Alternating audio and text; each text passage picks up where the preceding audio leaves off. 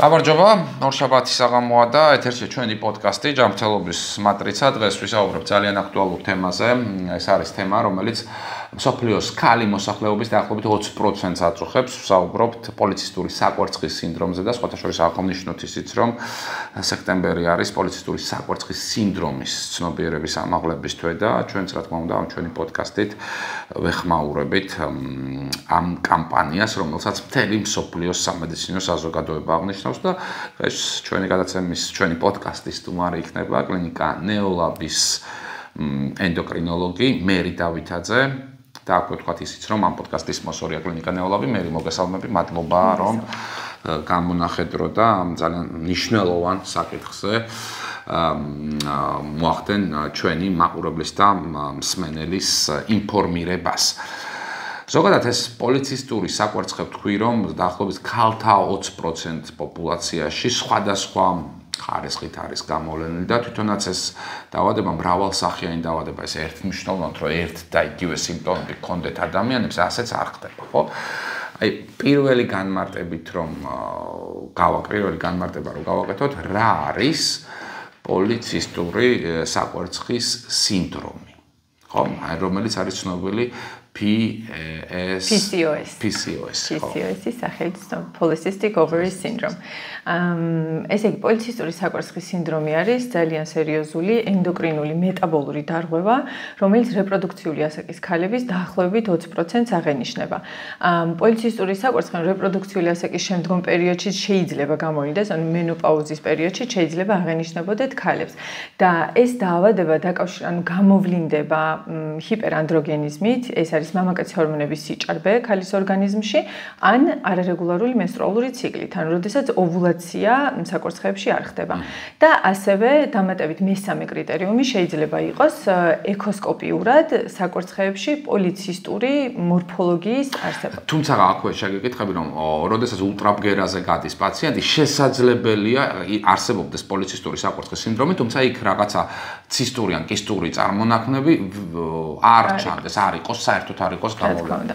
ანუ ეს სამი კრიტერიუმი, რაც ვახსენე, ხო? ანუ ეს მამაკაცის ჰორმონების სიჭარბე, არარეგულარული ციკლი და პოლიცისტური საკვერცხეების არსებობა ეკოსკოპიურად, ეს ამ სამიდან ორი უკვე საკმარისი არის დიაგნოზის დასადგენად. ამას როტერდამის კრიტერიუმებს ვეძახით, რომელიც 2003 წელს შემუშავდა და საბოლოო კონსენსუსის სახე მიიღო.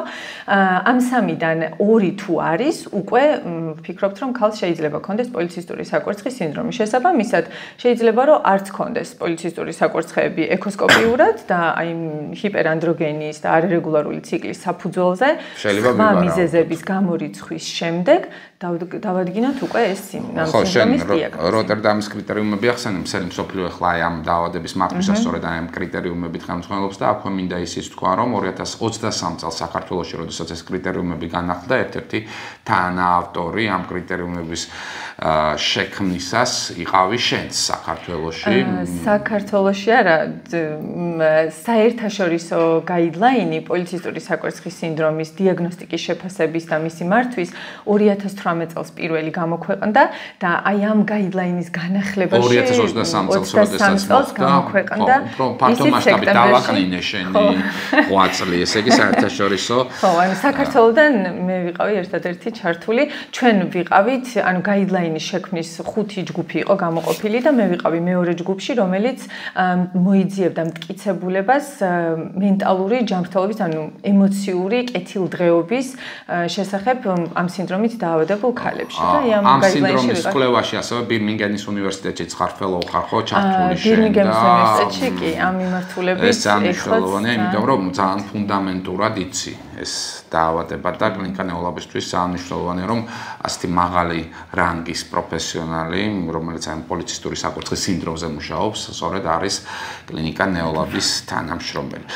ხო, აი რა მინდოდა რომ მეკითხა შენთვის, ხო, ჩვენ დაახლოებით ეს ტრიადა ჩამოვთვალეთ, თუ რა შეიძლება იყოს, მაგრამ არის კიდევ რაღაცა სიმპტომები, რომელმაც შეიძლება რომ გვაფიქრებინოს, რომ აქ შეიძლება გქონდეს პოლიცისტურ საკვერცხის სინდრომთან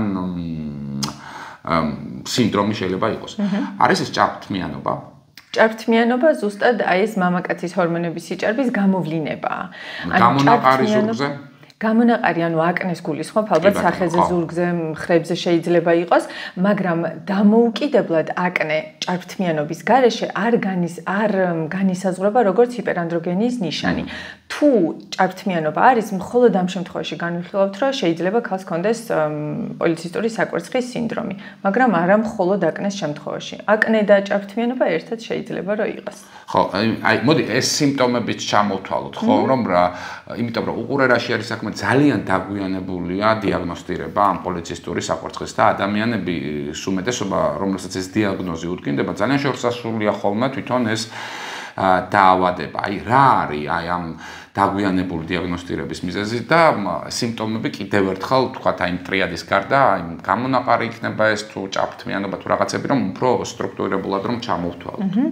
ანუ ძირითადი არის ეს სამი კრიტერიუმი, ხო? გამოვლინება უკვე სიმპტომების და ნიშნების სახით ჰიპერანდროგენიის, ანუ მამაკაცის ჰორმონების სიჭარბის შემთხვევაში არის ჭარბთმიანობა ქალებში სახეზე და გვაქვს 9 კონკრეტული ზონა ანუ სხეულზე, რომლებიც აღიქმება უშუალოდ მამაკაცის ჰორმონ დამოკიდებულ ზონებად.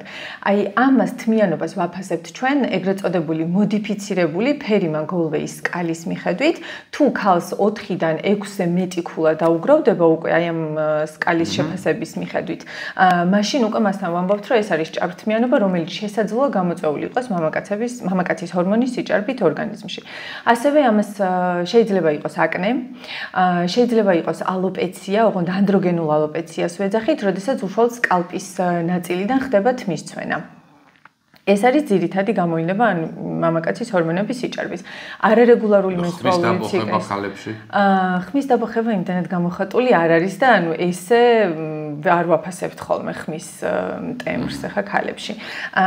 თუ არარეგულარულ ციკლს რაც შეეხება, ამ შემთხვევაში აი პუბერტატის პერიოდში, როდესაც მენსტრუაცია ანუ მენარხე პირველი ციკლი დაიწყება და შემდეგ უკვე პირველი წლის განმავლობაში შეიძლება ნორმალურიც კი იყოს მენსტრუალური ციკლი, ანუ გულისხმობთ რეგულარული და შემდეგ უკვე თუ დაირღვევა, ან არის 21 დღეზე ნაკლები, ან 35 დღეზე ხანგრძლივი, ეს უკვე განისაზღვრება როგორც არარეგულარული მენსტრუალური ციკლი. ოღონდ ციკლი აქ კიდევ არის მნიშვნელოვანი, რომ ქალებს, ვისაც აქვს პოლიცისტური საკვერცხის სინდრომი, შეიძლება მენსტრუალური ციკლი რეგულარული კონდეს, ანუ ყოველ, თქვათ 28-30 დღიანი ინტერვალით, მაგრამ ოვულაცია არ ხდებოდეს ამ დროს. სწორედ აი ეს არის მნიშვნელოვანი და სადიაგნოსტიკო კრიტერიუმად გამოსაყენებელი. აუცილებლად მონიტორინგი უნდა გაკეთდეს და ოვულაცია თუ არ არის, ამ შემთხვევაში ვამბობთ, რომ ეს კრიტერიუმით დაკმაყოფილებულია. მესამე პოლიცისტური საკვერცხები ეკოსკოპიურად, რომელსაც ესე კლინიკური გამოვლინება არ აქვს, უბრალოდ კვლევა როდესაც სტარდება, ამ შემთხვევაში ვნახულობთ ხოლმე. უყურე ერთი შეკითხვა მინდა დაგისვა. უბრალოდ როგორი არის ჩვენ თქვით რომ სექტემბერი არის ცნობიერების ამაღლების თვე პოლიცისტური საკვერცხით დაავადებული ადამიანებისთვის. სამედიცინო პროფესიონალები რამდენად კარგად იცნობენ ამ დაავადებას, შენ ერთ-ერთ კვლევაში იყავი საქართველოში, რამდენად სწორად იცნობენ, სწორად ხდება ამ დაავადების დიაგნოსტირება და შემდგომ მისი მართვა ბუნებრივი. ერთ-ერთი მიზეზი, აი წეგან კითხოთ დამისვი, რატომ ხდება ესეთი დაგვიანებული დიაგნოსტიკა ამ სინდრომის. ერთ-ერთი მიზეზი სამწუხაროდ სწორედ ის არის, რომ არ არის შესაბამისი ცოდნა და გამოცდილება, ანუ პრაქტიკა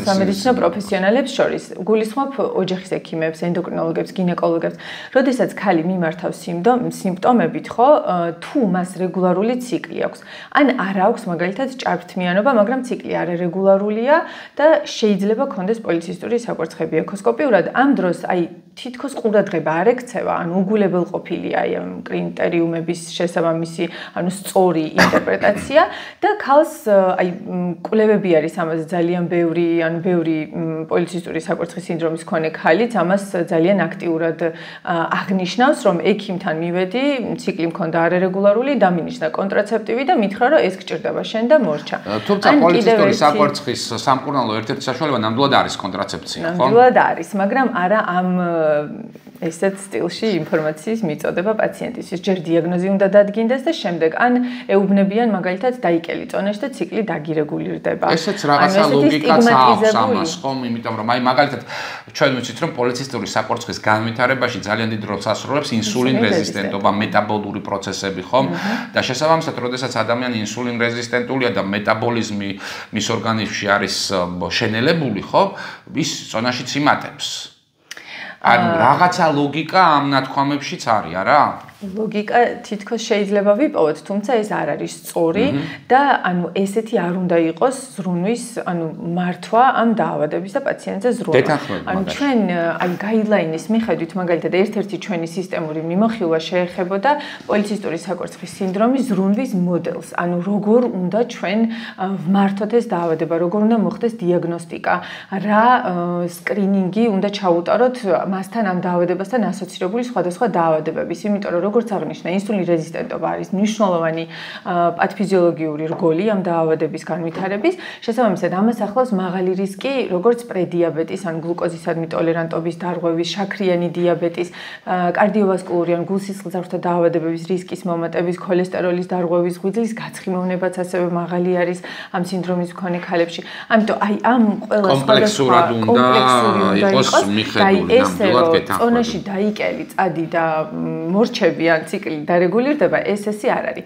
და ციკლთან დაკავშირებით ერთი შეკითხვა მექნება, ანუ ბევრ სხვა დაავადებას ახასიათებს ტკივნეული მენსტრუალური ციკლი, პოლიცისტურ საკვერცხეს თუ აქვს ეს ერთ-ერთი თვისება თუ არის რომ ციკლი ტკივნეულია. შეიძლება იყოს მტკივნეული, თუმცა კრიტერიუმად როგორც ესეთი ამ თუ მტკივნეული ციკლი აქვს, ანუ დისმენორია ქვია ამას, თუ მტკივნეული ციკლი აქვს ქალს, ეს არ განიხილება როგორც ანუ ეჭვი არ გვიჩნდება პოლიცისტური საკვერცხის. კეთილი, იმიტომ ესეც მნიშვნელოვანი შეკითხვა იყო, რომელსაც ჩვენი მსმენელი მოისმენდა. ხო, საუბრისას შენ ახსენე რომ ეს არის ძირითადად რეპროდუქციულად აქტიურ ასაკში მყოფი ქალების დაავადება, თუმცა მე თქვი რომ პოსტმენოპაუზურ პერიოდში შესაძლებელია ეს დაავადება გვხვდებოდეს. აი როგორია თანაფარდობა და აი პოსტმენოპაუზურ ასაკს რომ დაუბრუნდეთ, იქ როგორ ხდება ამ დაავადების გამოვლინება? გამოვლინება, ანუ თუ ქალს მენოპაუზის შემდგომ პერიოდში ჭარბთმიანობა აღენიშნება კვლავ და ქონდა ესეთი ეპიზოდებიც 20-40 წლის ასაკში, ხო, ანუ პრემენოპაუზურ პერიოდში ვარაუდობთ, რომ სავარაუდოდ მას აქვს პოლიცისტური საკვერცხის სინდრომი. მაგრამ როგორც ესეთი ესე პროცენტული მაჩვენებლები და გავრცელება მენოპაუზის პერიოდში არ გვაქვს სამწუხაროდ. ეხლა ზუსტად ერთ-ერთი კვლევარაში, რასაც ვაკეთებთ, აი ზუსტად ამ საკითხს შეეხება მენოპაუზის პერიოდში როგორ არის, რა გავრცელება არის, რა საჭიროებები აქვს ქალებს პოლიცისტური საკვერცხის სინდრომის მქონეს და რა ჩვენ როგორ უნდა ვმართოთ მკურნალობა შესაძლებელია რომ დაგვჭირდეს ახლა თუ მისთვის თმიანობა შემაწუხებელია ეს ან თუ აქვს მას დეპრესია ან შფოთვა რაც ასოცირებული და დაკავშირებული არის ამ სინდრომის არსებობასთან რა თქმა უნდა იმას შესაბამისი მკურნალობა ჭირდება და ასევე ყოველთვის უნდა გვახსოვდეს რომ ამ დაავადებას რახან აქვს ეს მეტაბოლური დარღვევა არის ეს დაავადება შესაბამისად მენოპაუზის შემდგომ პერიოდშიც მომატებული არის სხვადასხვა კარდიომეტაბოლური დაავადებების რისკი. შესაბამისად, უნდა აუცილებლად ამას ყურადღება მიექცეს, უნდა დროულად მოხდეს დიაგნოსტიკა და შესაბამისი მართვა. ასევე არის ესეთი სტატისტიკური მონაცემი, რომ ქალებს, ვისაც აქვს პოლიცისტური საკვერცხის სინდრომი, 40 წლამდე 50%-ზე უფრო მეტად უვლინდებათ შაქრიანი დიაბეტი ან პრედიაბეტი. ანუ თუ ვთქვათ, პოლიცისტური სინდრომის არ მქონე ქალს 40 წლის შემდგომ განუვითარდებოდა დიაბეტი, ხო? უფრო ადრე ასაკში ვლინდება. და კიდევ მინდა აღვნიშნო, რომ აი დიფერენციული დიაგნოსტიკა არის მნიშვნელოვანი. და რასთან ვავლებთ დიფერენცირებული დიაგნოსტიკა? აი, ამაზე ვისაუბროთ ცოტა. ანუ ეს სამი კრიტერიუმი, რაც ვახსენე, ხო, სხვა ენდოკრინული დარღვევების დროსაც შეიძლება შეგვხვდეს. მაგალითად არის თირკმელზე და ჯირკვლების თანდაყოლილი ჰიპერპლაზია, არის კუშინგის დაავადება, ან კუშინგის სინდრომი, ჰიპოთირეოზი, ანუ ფარისებრი ჯირკვლის ფუნქციის დარღვევა, ჰიპერპროლაქტინემია, რომელზეც წინათაც ვისაუბრეთ მე და შენ, მაგრამ აუცილებლად უნდა შესაბამისი კლინიკური კვლევები ჩატარდეს და თუ ყველა სხვა მიზეზი გამოირიცხა, მხოლოდ შემდეგ დგინდება უკვე პოლიცისტური საკვერცხის სინდრომი. ეს არის ლაბორატორიული კვლევებით დგინდება. ლაბორატორიული და ინსტრუმენტული, ანუ ეკოსკოპია შეიძლება დაგვჭირდეს. ეს კვლევები ყველაფერი ხელმისაწვდომი არის, რომ სწორი დიფერენცირებული დიაგნოზი გატარდეს ამ სამ დაავადებას შორის, რაც ჩამოთვალე კლინიკა ნეოლაბში ეს ყველაფერი ძალიან სკრუპულოზურად ხორციელდება. ყველაფერი აბსოლუტურად კეთდება და მინდა კიდევ ხაზი გავუსვა. აი ვახსენე პირველი თირკმლზადა ჯირკვლის თანდაყოლილი ჰიპერპლაზია, რომელიც აბსოლუტურად იგივე მსგავსი კლინიკური სიმპტომატიკით მიმდინარეობს და ამ დროს ერთი ჰორმონი არის 17 ალფა პროგესტერონი ქვია, რომელიც აქტიურად გამოიყოფა თირკმლზადა ჯირკვლის მიერ. თუ ეს ჰორმონი არის მომატებული, ამ დროს უნდა დიფერენცირება მოხდეს ეს PCOS-ი, ანუ პოლიცისტური საკვერცხის სინდრომია თუ თირკმლზადა ჯირკვლის თანდაყოლილი დიფერენცირებასაც ვახდენთ. ამის დიფერენცირებისთვის რეკომენდებული კვლევა, ოქროს სტანდარტად მიჩნეული არის სინაქტენის სტიმულაციის ტესტი, რომელიც ჩვენთან კეთდება ნეოლაბში, ან ხო, ჩვენთან ნამდვილად კეთდება ეს კვლევა, რომელიც სხვა ლაბორატორიებში მე მგონი ესე არ კეთდება. ძალიან კარგი მიხარია, რომ ამ თვალსაზრისით პაციენტები დაცულად იგრძნობენ თავს და სრულად მოხდება ძალიან სწორად დიაგნოსტირება და შემდგომ უკვე ძალიან სწორი და მართებული მკურნალობის დანიშვნა. იმ მკურნალობა ვახსენე და როგორ მკურნალობთ პოლიცისტურ საკვერცხეს და პირდაპირ თქვა იკურნება თუ არა ეს სინდრომი. განკურნებით სამწუხაროდ არ იკურნება, ისე როგორც შაქრიან დიაბეტს ვერ განკურნავთ ჯერჯერობით, ასევე პოლიცისტური საკვერცხის სინდრომის არ იკურნება. რამდენადაც ერთი კონკრეტული სპეციფიკური მიზეზი ამ დაავადების გამომწვევი არ ვიცით ჯერჯერობით, თუმცა კვლევები მიმდინარეობს და აი თავიდან ეხლა ცოტა დავბრუნდები ისტორიაში 1935 წელს პირველად ორი გინეკოლოგის, ამერიკელი გინეკოლოგი შტეინის და ლევენტალის მიერ იყო აღწერილი პოლიცისტური საკვერცხის სინდრომი, რომლებმაც აი მსგავსი კლინიკური გამოვინების მქონე ქალებში ჩაატარეს ოპერაცია, ანუ ვისაც შვილოსნობის დაქვეითება აწუხებდა, ჩაატარეს საკვერცხების რეზექცია, ანუ ნაწილობრივი ამოკვეთა. და შემდეგ მათთან გაუმჯობესდა ეს შვილოსნობა. ამის შემდეგ უკვე დაახლოებით თითქმის 1 საუკუნე არის გასული, ხო? ამ პერიოდის განმავლობაში მუდმივად ეს დაკვირვებები, კვლევები, ანუ უფრო სიღრმისეული შესწავლა მიდის ამ დაავადების და დღეს უკვე არის კონსენსუსი მიღწეული იმაზე, რომ დაავადების სახელი არის არასწორი და სახელის შეცვლა ძალიან მნიშვნელოვანი არის, რომ ის ფიზიოლოგიური დარღვევები, ანუ პათოფიზიოლოგიური დარღვევები ასახოს ზუსტად და გადმოსცეს სახელში, რაც რეალურად ამ დაავადებას ახლავს. პაციენტებისთვის ნაკლებად მნიშვნელოვანი, ახლა პეტრე ერქმევა ამ დაავადებას თუ პავლე ერქმევა. შენ წარმოიდგინე რომ არა, იმიტომ რომ უკვე დაავადების სახელი ნიშნავს, რომ ეს მხოლოდ საკვერცხეების თითქოს დაავადება არის, მაგრამ ამ დროს რეალურად სულ სხვა კომპლექსური დაავადებასთან გვაქვს საქმე. მკურნალობას რაც შეეხება, ის სწორედ ამიტომ როგორც ახსენე, რომ მრავალსახოვანია, ხო? ანუ ფენოტიპები გვაქვს სხვადასხვა, 3 კრიტერიუმიდან მხოლოდ 2 არის საკმარის. შესაბამისად, საჭიროება პაციენტის, მათი მოთხოვნები განსხვავებულია. შეიძლება რომ თუ ქალს, ვისაც აქვს მხოლოდ ციკლის დარღვევები და პოლიცისტური საკვერცხე ეკოსკოპიურად, ხო? მას ჭარბთმიანობა არ აწუხებს. შესაბამისად, ამისთვის მისი მკურნალობა საჭირო არ არის. აი, მკურნალობა გამომდინარეობს პაციენტის მოთხოვნებიდან, ანუ რა საჭიროებები აქვს მას და ძალიან დინამიურია. შეიძლება რაღაც მხოლოდ მოთხოვნები თუ სამედიცინო საჭიროებებიც. სამედიცინო საჭიროება უფრო ნაკლებად, შვილოსნობა ხომ შეიძლება იყოს ერთ-ერთი მნიშვნელოვანი სამედიცინო საჭიროება და პაციენტის მოთხოვნაც რომ მას აი შვილოსნობასთან კორელაციაზეც რომ ვისაუბროთ, თქვა რა დარღვევებს და ინვიტრო განაყოფიერებას რა როლი აქვს ვთქვათ პოლიცისტური საკვერცხის სინდრომის დროს. აი პაციენტის საჭიროებები რო ვახსენე, ყველა ასაკობრივ, აი 20-იან წლებში სხვა მოთხოვნები აქვს პაციენტებს. ამ დროს შვილოსნობა ისეთი აქტუალური არ არის მათთვის, უფრო თმიანობა, ჭარბი წონის შემცირება, ციკლის დარეგულირება არის მნიშვნელოვანი. შესაბამისად, ჩვენ ამ სიმპტომებს და ამ გამოვლინებას ვმკურნალობთ და კონტრაცეპტივი, როგორც ახსენე, პირველი რიგის თერაპია არის, როგორც თმიანობის შესამცირებლად, ასევე ციკლის დასარეგულირებლად. ჩემ ბავშვობაში იყო ესეთი მედიკამენტი დიანე დიანეს კონკრეტულად გვაქვს დიანეში არის ეთინილ ესტრადიოლი ცოტა უფრო მაღალი შემცველობით და არის ციპროტორონ აცეტატი, რომელიც დღესდღეობით რეკომენდებული არ არის როგორც პირველი რიგის ხოლმე ამ დაავადების დროს დარღვევის დროს ყველას ენიშნებოდა. თუმცა დღეს უკვე უფრო სხვა და უფრო კარგი უსაფრთხო პრეპარატები გვაქვს კონტრაცეპტივები, რომელსაც ვნიშნავთ როგორც პირველი რიგის თერაპიას.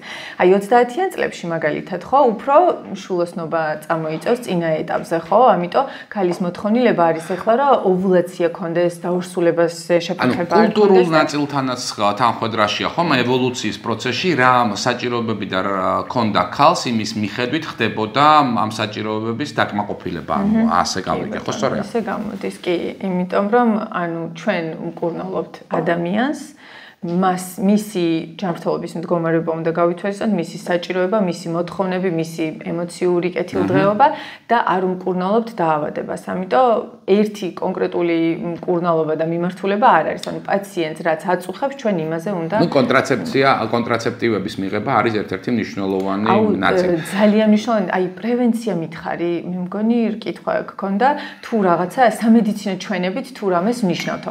ნახე აქ საინტერესოა, ციკლი თუ არის 8 ციკლზე ნაკლები, მაგალითად, როდესაც არის და არარეგულარული, ამ დროს შეიძლება იყოს, ძალიან დიდი ინტერვალი თუ არის მენსტრუაციული გამონადენიდან მეორემდე, შეიძლება გასქელდეს ენდომეტრიუმი. ეს არის საშუალოსნოს შიდა კედელი, რომლის ჩამოფრთხვნაც ხდება მენსტრუალური გამონადენის დროს.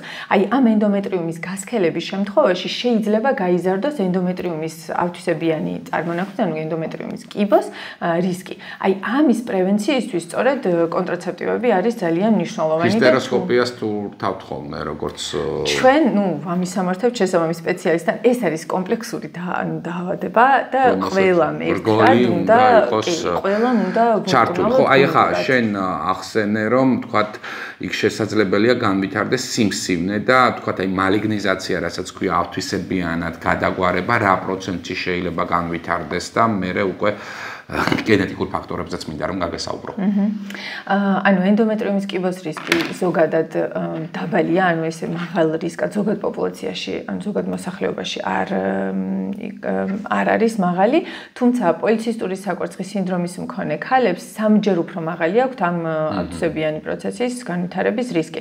ამიტომ მათთან მნიშვნელოვანი არის მენსტრუალური, გამონადენი რო იყოს რეგულარული და შესაბამისად კონტრაცეპტივი ამაში გვეხმარება ძალიან კარგად. შვილოსნობა მინდა რომ შევეხოთ, ხომ? შენ თქვი რომ 20-იანი წლების მერე უფრო წამოვიდა საჭიროებები შვილოსნობაზე. ესე მკაფიოდ კი არ არის, უბრალოდ რაოდენობრივად, ხო? კვლევები რანდომიზირებული კვლევები რასაც გვაჩვენებს, ხო, და ასეც იყო, ხო, მსოფლიოში. შვილოსნობასთან დაკავშირებით ადამიანი თუ მუდმივად კურნალობს და არის კონტრაცეპციის ქვეშ, ხო? ბუნებრივია, ახლა მისი დაფეხმძიმება მარტივი ამბავი არ იქნება, ხო? არანაირად ხელს არ უშლის. კონტრაცეპცია როგორ არ შეუშლის? კონტრაცეპციის პერიოდში, რა თქმა უნდა, ის ვერ დაურსულდება, მაგრამ ხდება პრეპარატის შეწყვეტა. როდესაც ქალი გვაუგება, რომ მინდა ურსულობა დავგეგმოთ, წყვეტთ კონტრაცეპტივს და ვაკვირდებით. თუ მასთან ოვულაცია არ ხდება, ხო, შემდეგ ოვულაციის ინდუქცია, გამომწვევ პრეპარატებს ნიშნავთ. ერთ-ერთი შეიძლება მეტფორმინიც განიხილოს, არის ლეტროზოლი, არის კლომიფენციტრატი, სხვადასხვა პრეპარატები არის გონადოტროპინების ანალოგი. სხვადასხვა პრეპარატები არის, რასაც უკვე უშუალოდ ოვულაციის ოზემპიქსას ნიშნავთ, ხომ? GLP-1 აგონისტებს ამ დროს. აგონისტებს, უშუალოდ ესე ოვულაციის ინდუქციისთვის არა, თუ მეტაბოლური სინდრომი, როდესაც გვაქვს, ან ქალებში, ვისაც აქვს სხეულის მასის ინდექსი 30-ზე მეტი, აქვს სიმსუქნე, ან აქვს ჭარბიწონა და დამატებით აქვს სხვა მეტაბოლური დარღვევები, შეიძლება პრედიაბეტი ქონდეს, ან შაქრიანი დიაბეტი, ღვიძლის გაცხიმოვნება. ამ დროს განვიხილავთ, როგორც ზოგად მოსახლეობაში განვიხილავთ GLP-1-ის დანიშვნის ჩვენებას, ანალოგიურად პოლიცისტურის დროს. თუმცა, ჩემი კლინიკური პრაქტიკა თუ შეიძლება გავაზიარო, პოლიცისტური სინდრომის, საკვერცხის სინდრომის მქონე ქალებში, ვისთანაც GLP-1-ის აგონისტი გვაქვს დანიშნული, ციკლის, მენსტრუალური ციკლი თუ მაგალითად 45 დღე იყო, ხო, ინტერვალი, შემცირდა 31 დღემდე მხოლოდ ამ წონის შემცირების დახმარებით. ამიტომ საკმაოდ ესე პირდაპირ პოლიცისტური სამკურნალო პრეპარატი ჯერჯერობით ამ ეტაპზე არ არის, იმიტომ რომ საკმარისი მტკიცებულება არ არსებობს, თუმცა მივდივართ იქეთ რა.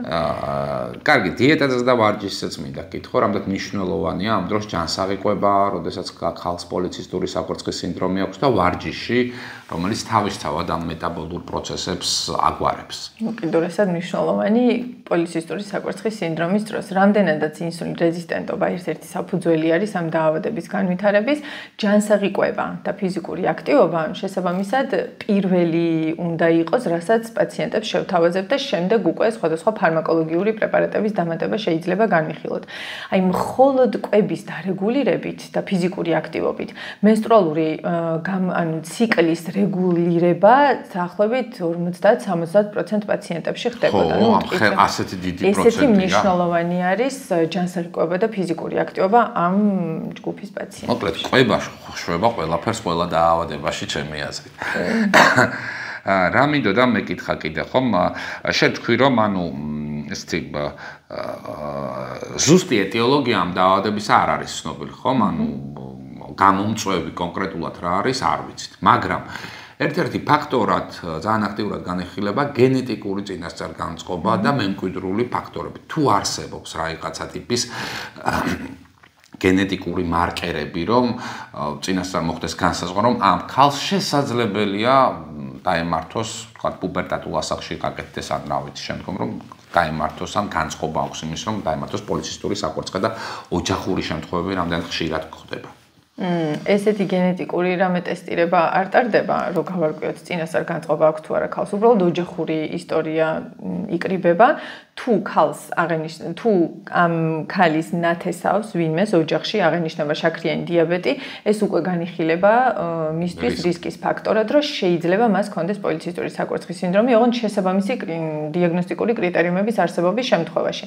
იმიტომ რომ აღმოჩნდა მილიონზე მეტი ქალის შემთხვევაში შეისწავლეს გენეტიკური არქიტექტონიკა და აღმოჩნდა, რომ პოლიცისტური საკვერცხის სინდრომის დროს გენეტიკური სტრუქტურა ძალიან მსგავსი იყო და ახლოს იყო შაქრიანი დიაბეტის, ღვიძის გაცხიმოვნების, გულსისხლძარღვთა დაავადებების გენეტიკურ არქიტექტონიკასთან. ამიტომ მიჩნეულია, რომ თუ ქალს აღენიშნება პოლიცისტური საკვერცხის სინდრომი, მის პირველი რიგის ნათესავ მამაკაცებს შეიძლება ჰქონდეთ, აქვთ მაღალი რისკი დიაბეტის, პრედიაბეტის ან სხვადასხვა გულსისხლძარღვთა დაავადების განვითარების მომატებით. ეს კორელაცია დადგინლია, რომ თქვა, კი, რომ გენეტიკური წინასწარ-განწყობა მათ შვილებს, კაცებს შეიძლება ჰქონდეთ ძალიან მნიშვნელოვან როლს თამაშობს. აი გენეტიკური და ეპიგენეტიკური ძალიან მნიშვნელოვან როლს თამაშობს. გარემო ფაქტორები, კვებითი ჩვევები, როგორი აქვს ადამიანს ფიზიკური აქტივობა, ეს ყველაფერი, ერთად კომპლექსურად ურთიერთქმედებს და შეიძლება ამა თუ იმ ადამიანში გამოინდეს უკვე ეს დაავადება.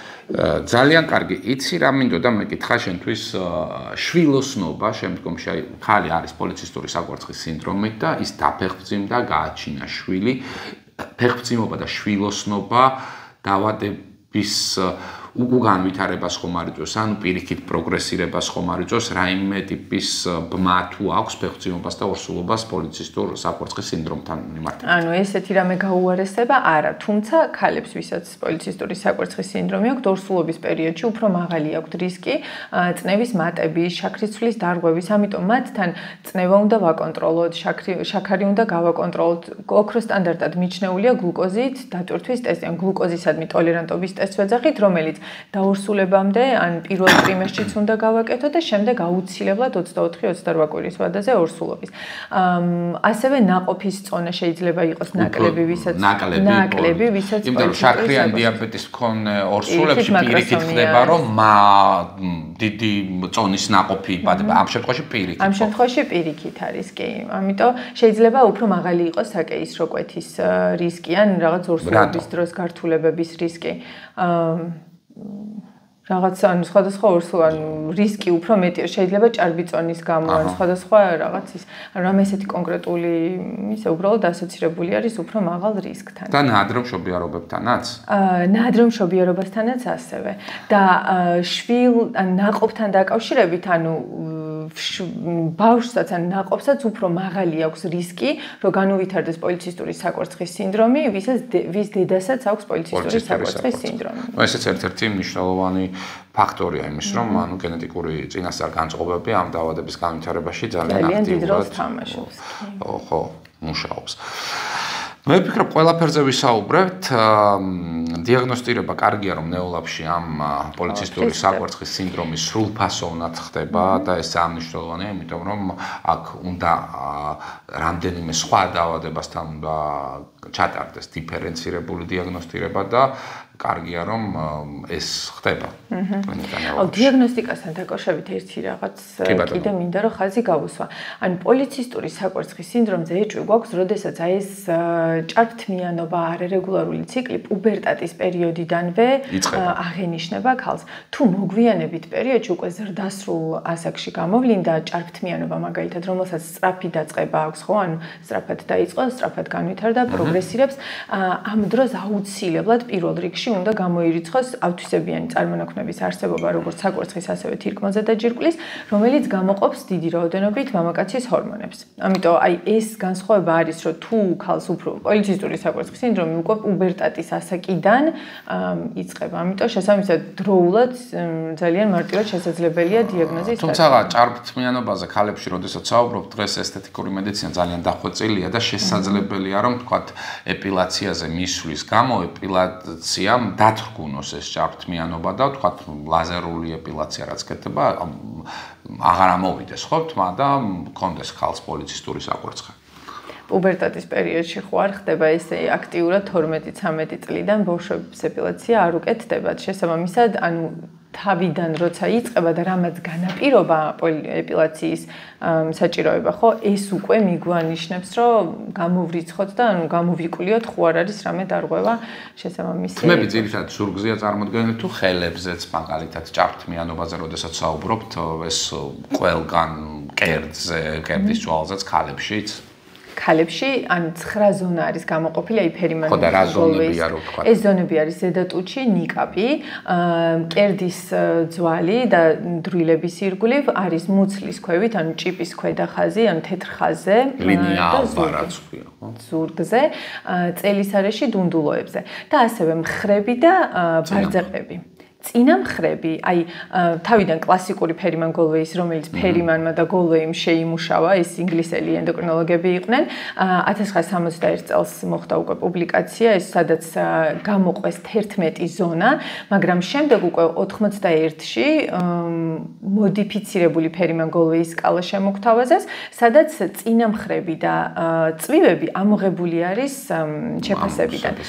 თითო ზონა ფასდება მაქსიმუმ 4 ქულით, მაქსიმალური ქულა ამ სკალის არის 36 ქულა და აქაც გვაქვს ხო, ანუ მსუბუქი ხარისხის არის, როდესაც 6-დან 14-მდე არის, შემდეგ 25-მდე არის საშუალო ხარისხის და შემდეგ უკვე ამაზე მაღალი ითვლება, რომ არის ნუ მძიმე ხარისხის ჭარბთმიანი. მოკლედ, შეჯამებისას უნდა ვთქვათ, რომ მშობლებმა განსაკუთრებით თავიანთ გოგონებს პუბერტატულ ასაკში აუცილებლად უნდა მიაქციონ ყურადღება, ხომ არ არიან ეს ბავშვები მიდრეკილი ჭარბთმიანობისკენ, რომ მოხდეს მათი დროული დიაგნოსტირება. ფიქრობ, რა ვიცი, საინტერესო საუბარი გამოგვივიდა და კი ბატონო, შეიძლება, აი ეკოსკოპიაზე რო საუბრობდით, ხო, ეკოსკოპიურად ვნახულობთ მესამე კრიტერიუმი, ან პოლიცისტური საკვერცხეები გვაქვს თუ არა. მაგრამ პუბერტატის პერიოდში, როდესაც პირველი მენსტრუაციიდან 8 წელი, მენარხედან 8 წელი თუ არ არის გასული, საკვერცხების ეკოსკოპია არ გამოიყენება სადიაგნოსტიკოდ, ანუ არ ვეყრდნობით საკვერცხების ეკოსკოპიის მიერ მოწოდებულ პასუხებს.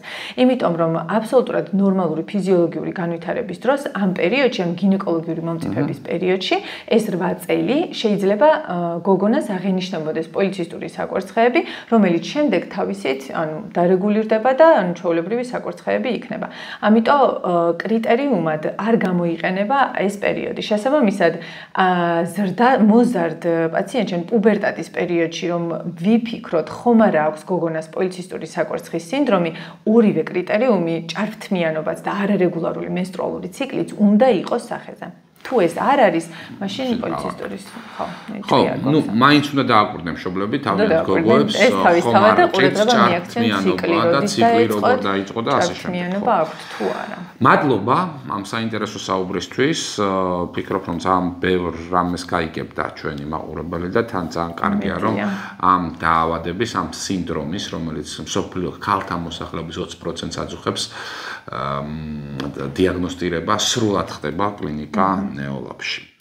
მადლობა, რომ გვიყურეთ, გამოიწერეთ აუცილებლად ჩვენი YouTube არხი, მე შენს თხოვე ჩვენს მაყურებელს რომ გამოგვიწერონ, იმიტომ რომ ჩვენთვის გამომწერების მომრავლება YouTube-ზე არის ძალიან მნიშვნელოვანი და გვაძლევს мотиваციას იმისთვის, რომ უფრო და უფრო საინტერესო პოდკასტები ჩავწეროთ და თხოვე მაყურებელს. გამოიწერეთ ჩვენი YouTube არხი. უყურებდით პოდკასტ ჯანმრთელობის მატრიცას, ერთი კვირით კი არა და ორი კვირით გემშვიდობებით.